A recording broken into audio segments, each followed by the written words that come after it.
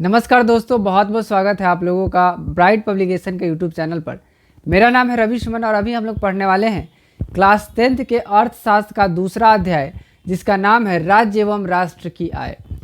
इस चैनल पर आप दूसरे विषयों का भी अध्ययन कर सकते हैं और आपका लाइव क्लास भी बहुत जल्द शुरू होने वाला है, तो निश्चित रूप से आप चैनल को सब्सक्राइब कर लीजिएगा और बेल आइकन को दबा दीजिएगा। आइए अब इस पार्ट से जितने भी ऑब्जेक्टिव सवाल हैं उन सबों को हल करते हैं और ये सारे सवाल ब्राइट पब्लिकेशन की किताब से हैं। पहला सवाल है, सन 2008 से 9 के अनुसार भारत की औसत प्रति व्यक्ति आय है। प्रति व्यक्ति आय का मतलब मैंने आपको पहले चैप्टर में बता दिया है। तो यहाँ बात हो रही है राज्य एवं राष्ट्र के आय के बारे में, यानी कि भारत और बिहार के राष्ट्रीय आय और राजकीय आय के बारे में बातचीत की जाएगी इस चैप्टर में। कुछ डाटा है जो कि आपको सीधे याद कर लेना है। 2008 से 9 के अनुसार भारत की भारत की औसत प्रति व्यक्ति आय है 25,494 रुपये 2008 से 9 में। भारत में वित्तीय वर्ष कहा जाता है। अब ध्यान रखिए, वित्तीय वर्ष यानी कि वो वर्ष 12 महीने का वो समय जिसका इस्तेमाल सरकार जो है वो लेखांकन और बजट के लिए करती है, यानी कि अपने हिसाब किताब के लिए करती है। सीधे समझिए इसको इस तरह से, 12 महीने का वो समय जिसका इस्तेमाल सरकार अपने हिसाब किताब के लिए करती है, वो समय होता है 1 अप्रैल से 31 मार्च तक। 1 अप्रैल से 31 मार्च तक। तो भारत में वित्तीय वर्ष जो है वो 1 अप्रैल से 31 मार्च तक को कहा जाता है। ये हर एक देश में अलग अलग होता है, लेकिन होता हर एक देश में है। हर एक देश जो है वो 12 महीने को फिक्स करके रखती है, जिस 12 महीने के अंदर वो अपना लेखांकन और बजट तय करती है, मतलब कि अपना हिसाब किताब करती है। हमारे देश में ये क्या है, 1 अप्रैल से 31 मार्च तक है। अगला सवाल देखिए, भारत में किस राज्य का प्रति व्यक्ति आय सर्वाधिक है? बताइए। बिहार, पंजाब, हरियाणा और गोवा में प्रति व्यक्ति आय सबसे अधिक गोवा का है।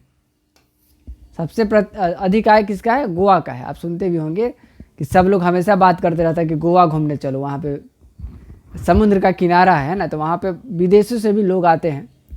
गोवा का प्रति व्यक्ति आय जो है वो सबसे अधिक है। याद रखिएगा। बिहार के किस जिले का प्रति व्यक्ति आय सर्वाधिक है? हम लोग बिहार में रहते हैं। बिहार में कौन सा जिला है जहाँ पे प्रति व्यक्ति औसत आय सबसे अधिक है? तो आमतौर पर हर एक राज्य की जो राजधानी होती है ना, वहाँ पे लोगों का जो औसत आय होता है वो सबसे अधिक होता है। क्यों? क्योंकि राजधानी में पैसा कमाने का यानी रोजगार का ज़्यादा साधन होता है, नौकरी का, है ना, और उद्योग का, सेवा क्षेत्र का, इन सभी चीज़ों का ज़्यादा बेहतर तरीका होता है। तो इसलिए बिहार के पटना जिला में प्रति व्यक्ति आय जो है वो सर्वाधिक है और अधिकतर राज्यों में भी जो राजधानी है वहाँ पे सर्वाधिक होता है। उत्पादन एवं आय गणना विधि आर्थिक दृष्टिकोण से है। उत्पादन एवं आय गणना विधि, तो देखिए, आय का अर्थ होता है माने कि इनकम, है ना, कि जो आमदनी हमको हो रहा है वो, है ना। तो उत्पादन एवं आय गणना विधि जो है वो अर्थव्यवस्था का पता लगाने के लिए, माने कि राष्ट्रीय आय या प्रति व्यक्ति आय पता लगाने के लिए ये जो है सहज, वैज्ञानिक और व्यवहारिक विधि होती है। ये क्या होता है? सहज, वैज्ञानिक और व्यवहारिक विधि होता है। उत्पादन एवं आय गणना का अर्थ क्या है? मतलब कितनी वस्तुएं उत्पादित हो रही हैं उसका मूल्य क्या है, जितनी भी वस्तुएं बन रही हैं उसका मूल्य क्या है, उसको जोड़ दिया, और आय जोड़ दिया कि आमदनी कितनी हो रही है, लोगों की आमदनी कितनी हो रही है, इनकम क्या हो रहा है, उस दोनों को जोड़ दिया तो क्या निकल गया? राष्ट्रीय आय निकल गया। या फिर अगर व्यक्ति से संबंधित हमने जोड़ा तो प्रति व्यक्ति आय निकल गया, है ना। या फिर राष्ट्रीय आय निकल गया तो उसमें जनसंख्या से भाग दे दिए तो प्रति व्यक्ति आय निकल गया। तो ये वाली जो विधि है इसको सहज, वैज्ञानिक और व्यवहारिक माना जाता है। ये तीनों माना जाता है, इसलिए सही आंसर है डी, उपयुक्त सभी। बिहार की आय में सर्वाधिक योगदान किसका होता है? मैंने आपको पहले ही बताया था, बिहार में मुख्य रूप से कृषि क्षेत्र से लोग जुड़े हुए हैं, लेकिन आय कृषि क्षेत्र से बहुत अधिक नहीं हो पाता है क्योंकि किसानों की स्थिति जो है बहुत ज़्यादा खराब है। बिहार में उद्योग बिल्कुल भी नहीं है। चीनी उद्योग था थोड़ा बहुत, लेकिन फिलहाल जो है वो भी सब ठप पड़ा हुआ है। तो बिहार के लोग अब ज़्यादातर जो है सो कि सेवा क्षेत्र की तरफ बढ़ रहे हैं, माने कि नौकरी वोकरी करने के चक्कर में निकल रहे हैं। तो बिहार की आय में सर्वाधिक योगदान फिलहाल सेवा क्षेत्र का है। लोग जो है अब नौकरी करते हैं बिहार के। राष्ट्रीय आय का अर्थ क्या है? राष्ट्रीय आय का अर्थ मैंने आपको बताया था, माने कि पूरे देश में जितनी वस्तुओं का निर्माण हो रहा है उसका मूल्य और जितनी सेवाओं का निर्माण हो रहा है उसका मूल्य, जब उस दोनों को जोड़ देते हैं तो राष्ट्रीय आय निकल जाता है। और ये सब किसका आय होता है? ये सब सरकार का आय होता है ना, सरकार का आय होता है, और पारिवारिक आय भी होता है, सार्वजनिक उपक्रमों का आय भी होता है, और उत्पादन के साधनों का भी आय होता है ना। तो ये चारों सही आंसर है। राष्ट्रीय आय में पारिवारिक आय भी शामिल है, और सार्वजनिक उपक्रमों का आय भी शामिल है, और उत्पादन के जितने भी साधन हैं वो भी शामिल है, और सरकार की आय भी होती है। तो इन चारों में हमें जो सबसे बेहतर आंसर है वो चुनना होगा। तो सरकार की आय तो होती है राष्ट्रीय आय, लेकिन साथ साथ वो नागरिकों की भी आय होती है। तो इससे बेहतर हमारे पास ऑप्शन है उत्पादन के साधनों की आय, है ना। और सार्वजनिक उपक्रमों की आय भी हम लोग लिखेंगे तो इससे इसी बेहतर हम लोग डी को लिख सकते हैं, क्योंकि राष्ट्रीय आय में सार्वजनिक उपक्रमों के साथ साथ निजी उपक्रमों की भी आय शामिल होती है। और पारिवारिक आय से भी ज़्यादा है ये चीज़ें, क्योंकि परिवार से ज़्यादा देश में बाकी चीज़ें जो है, जो सरकारी चीज़ें हैं, सरकारी स्कूल है, सरकारी अस्पताल है, उसकी आय भी इसमें शामिल होती है। तो इसलिए वैसे तो ये सारी चीज़ें राष्ट्रीय आय से जुड़ी हुई है, लेकिन बेहतर आंसर है डी। अगला सवाल है, राष्ट्रीय आय का सृजन होता है, राष्ट्रीय आय का सृजन इनमें से किसके द्वारा होता है? उपभोग के द्वारा, विनिमय के द्वारा, वितरण के द्वारा, या उत्पादक क्रियाओं के द्वारा? राष्ट्रीय आय किससे बनता है? राष्ट्रीय आय बनता है उत्पादक क्रियाओं के द्वारा। उत्पादक क्रिया मतलब जिससे चीज़ें बनती है, तो वस्तुएं बनेंगी तभी तो बिकेंगी, और जब बिकेंगी तभी तो पैसा आएगा, और तभी तो राष्ट्रीय आय अधिक होगा। सही आंसर है डी। उपभोग माने कि उसका उपभोग कर लेना, खा जाना, माने कि उपयोग कर लेना, है ना। और वितरण माने कि डिस्ट्रीब्यूट कर देना, विनिमय माने कि लेन देन, खरीद बिक्री, है ना। तो इन सबसे बेहतर आंसर है डी। भारत की राष्ट्रीय आय का सर्वप्रथम अनुमान किसने लगाया था? बताइए, ये बड़ा ही इंपॉर्टेंट सवाल है ना। भारत की राष्ट्रीय आय का सर्वप्रथम अनुमान लगाया था दादा भाई नौरोजी ने, है ना। किसने? दादा भाई नौरोजी ने, है ना। दादा भाई नौरोजी ने ही पहली बार बताया था कि अंग्रेज जो है हमारे देश में, वो हमारे साथ जो है वो गलत कर रहे हैं। कैसे कर रहे हैं? तो जैसे अंग्रेज हमारे यहाँ आए थे व्यापार करने, ठीक ना। तो व्यापार जब किया जाता है तो इससे तो मुनाफा होता है, इसमें गलत क्या है? अंग्रेज जब हमारे यहाँ आए व्यापार करने तो इसमें गलत कुछ नहीं, ये अच्छी बात है कि हमारे यहाँ ज़्यादा से ज़्यादा लोग व्यापार करने आए। लेकिन जब व्यापार किया जाता है तो दो लोगों के बीच में व्यापार होता है, तो व्यापार से दोनों लोगों को मुनाफा होता है, तभी व्यापार है वो। व्यापार से क्या होना चाहिए? खरीदने वाले को भी लाभ होना चाहिए और बेचने वाले को भी लाभ होना चाहिए, है ना। लेकिन दादा भाई नौरोजी ने ही पहली बार बताया था कि अंग्रेज जो हमारे साथ व्यापार कर रहे हैं उससे सिर्फ अंग्रेज का फायदा हो रहा है, हमारा फायदा नहीं हो रहा है। तो दादा भाई नौरोजी ने इस बारे में एक किताब भी लिखी है ना। तो दादा भाई नौरोजी ने जी ने ही पहली बार राष्ट्रीय आय का सर्वप्रथम अनुमान लगाया था। चलिए ऑप्शन देख लेते हैं, है ना। डी में है दादा भाई नौरोजी, तो सही आंसर है डी। किसी राज्य के नागरिकों का जीवन स्तर निर्भर करता है निम्न में से किस पर? सकल राज्य घरेलू उत्पाद पर। सकल राज्य घरेलू उत्पाद का अर्थ है कि एक देश के अंदर कितने उत्पाद बन रहे हैं, है ना। सिर्फ देश के अंदर, उसको कहते हैं सकल राज्य घरेलू उत्पाद।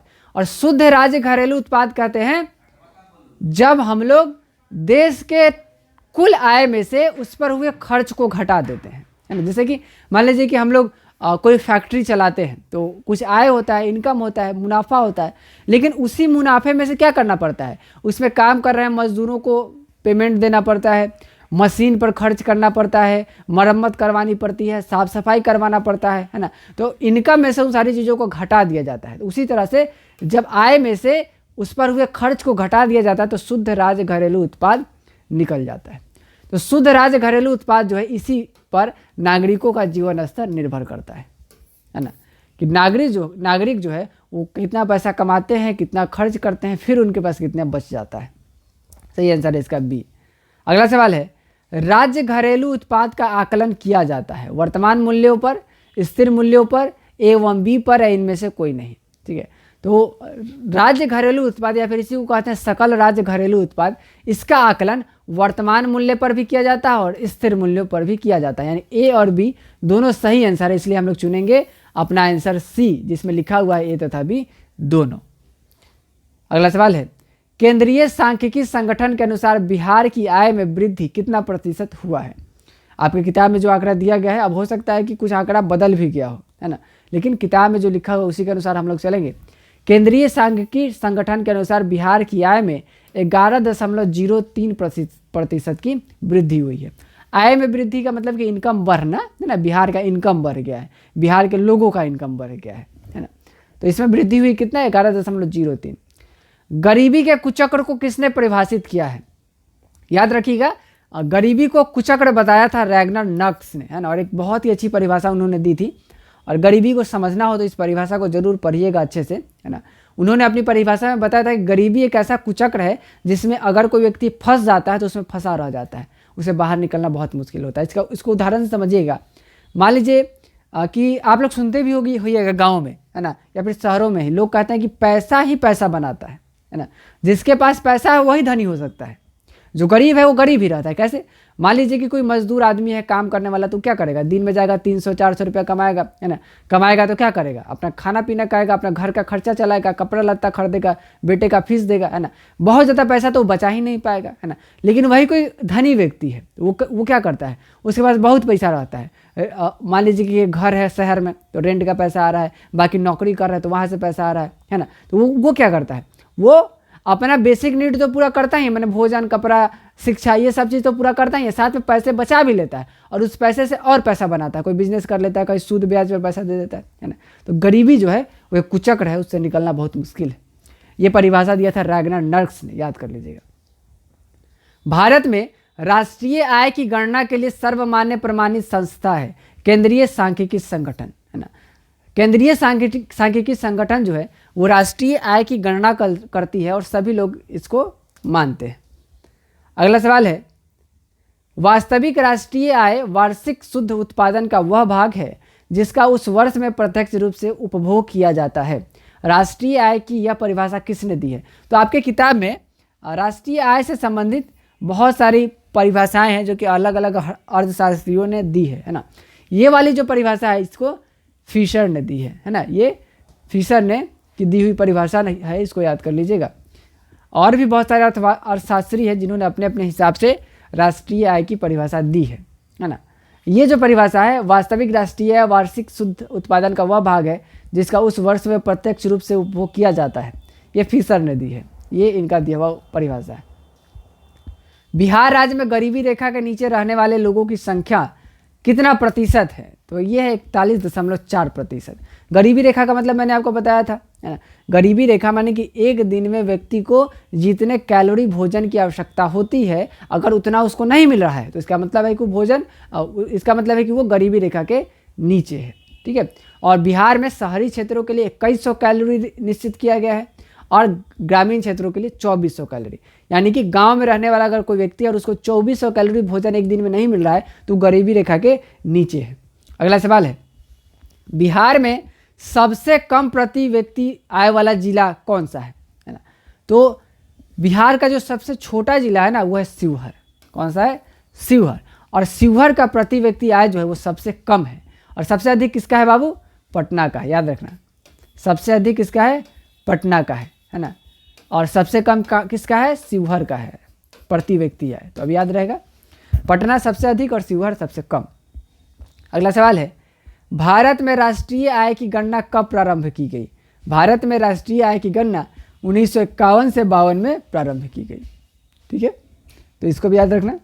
भारत में राष्ट्रीय आय की गणना, है ना, राष्ट्रीय आय की गणना 1951 से 52 में प्रारंभ की गई। अगला सवाल है, राष्ट्रीय आय समिति का गठन किस वर्ष हुआ था? तो इसको याद रखना, 1947 में देश आज़ाद हुआ था। कब? 1947 में, है ना। और 1949 यानी 2 वर्ष के बाद 1949 में राष्ट्रीय आय समिति का गठन हुआ था। तो याद रखना, राष्ट्रीय आय समिति का गठन कब हुआ था?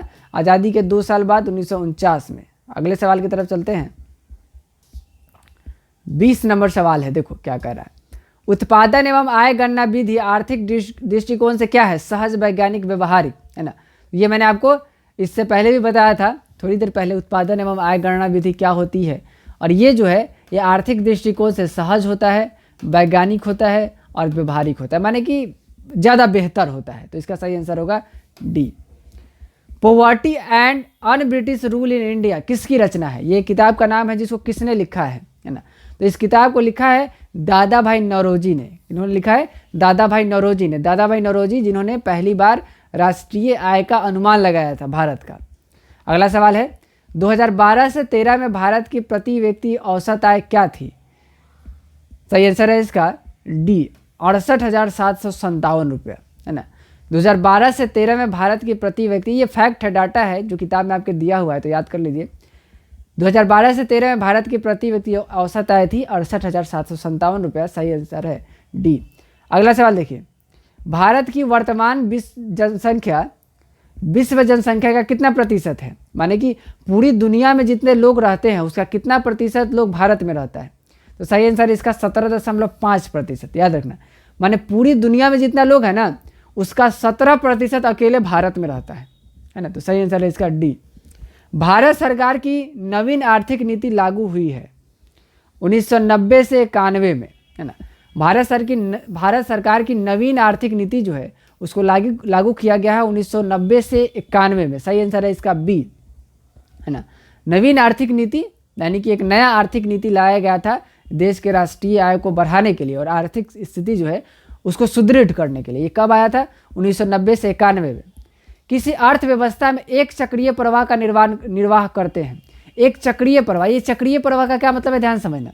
अर्थव्यवस्था में कुछ प्रवाह होता है। प्रवाह माने कि एक जगह उत्पादन होता है दूसरी जगह उपभोग होता है। तो जब जहाँ उत्पादन होता है माने जहाँ चीज़ें बनती है वहाँ से क्या किया जाता है? वस्तुओं को खरीदा जाता है ना। माने कि वहाँ से वस्तुएं कोई बेचता है कोई खरीदता है, तो यहाँ से चीज़ बिकी, है ना, और इसके द्वारा खरीदी गई। जो उसका उपभोग करने वाला उपभोक्ता है उसके द्वारा खरीदी गई, है ना।